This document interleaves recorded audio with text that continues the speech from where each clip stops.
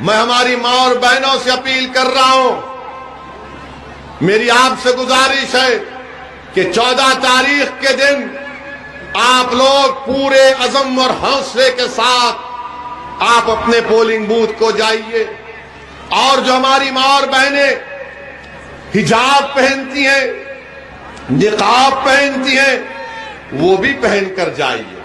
اب میڈیا والے چلائیں گے اس کو، میڈیا والے بولیں گے ویسی تو حجاب کو لا لیا۔ اب آپ بتائیے، حجاب اور برقع پہننا تو ہمارا رائٹ ہے، ہمارا فنڈامنٹل رائٹ ہے سنویدھان میں۔ میں کیا پہنتا ہوں، کیا کھاتا ہوں، کسی کے باپ کو جھانکنے کی ضرورت نہیں ہے اس میں۔ میری بیٹی کیا پہنے گی، میری ماں کیا پہنے گی، میری پتنی کیا پہنے گی، میری خالہ کیا پہنے گی، ارے تو اپنے گھر کی فکر کر، میرے پیچھے کیوں پڑا ہے؟ اب کیا ہم تم سے پوچھ کر پہنے کیا پہنا؟ ان کو ووٹ بھی ڈالنا ڈر کر، اب کہہ رہے کہ نہیں یہ پہننے سے مسلمان جو ہے دب جاتا ہے۔ تجھے کیسے معلوم؟ جو ہمارا حال ہے، ہمارے گھر میں بھی برقع ہوتا، مگر جب ہم گھر میں جاتے بھڑکا بھاشن نہیں دے سکتے، ہم ڈر کے بیٹھنا پڑتا ہم کو، ہمارے سمجھے نا؟ آپ کا بھی حال ہوگا، ہے نا؟ مسکراؤ ذرا تاکہ تصدیق ہو جائے۔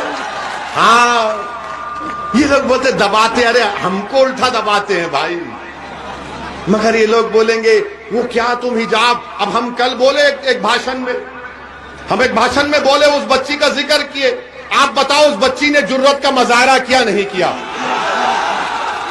کیا اگر یہاں پر کوئی باپ ہے اور کوئی ماں ہے تو کیا آپ کا سینہ چوڑا نہیں ہوا کہ اس نے ہمت سے کام کیا؟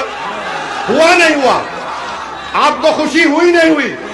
اگر ہوئی تو ہاتھ اٹھاؤ، اٹھاؤ، چھت پہ بھی کھڑے ہاتھ اٹھاؤ، ڈر رہے کیوں؟ سماجوادی کے تو نہیں ہو نا، اٹھاؤ ہاتھ۔ ہاں، اب میڈیا بولتی تم خامخواہ اس کو اتر پردیش میں لا لیے۔ ابے داڑھی میری، ٹوپی میری، برقع میرا، تجھے کیا کرنا ہے اسے؟ ہمت اور حوصلے سے کام کریے۔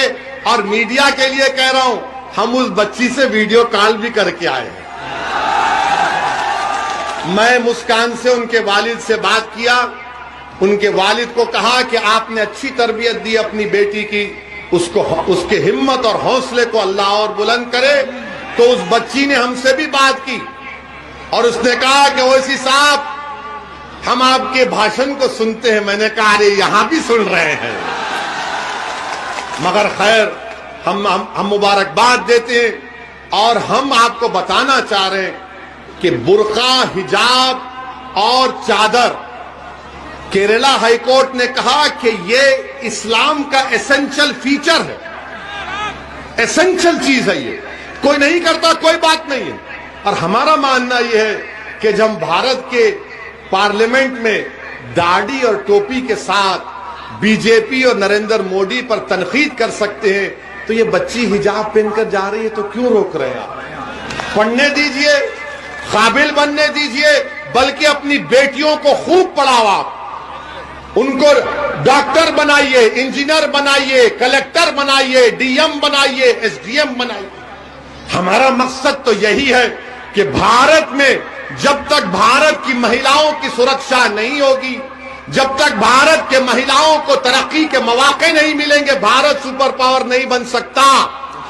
سپر پاور بننا ہے تو مہیلاؤں کو ان کا جائز مقام ملنا ضروری ہے۔